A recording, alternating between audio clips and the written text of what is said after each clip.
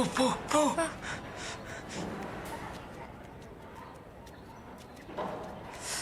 மாட்ட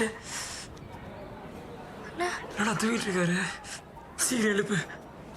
sir sir sir letter தொழுவிடா, letter தொழுவி. ஃபைட்டானு சொல்றேன்ல.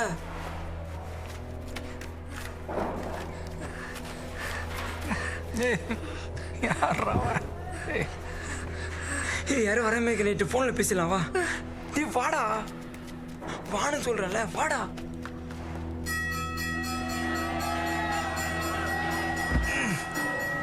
வாடா, இன்னும் 89 நாள் தான்டா.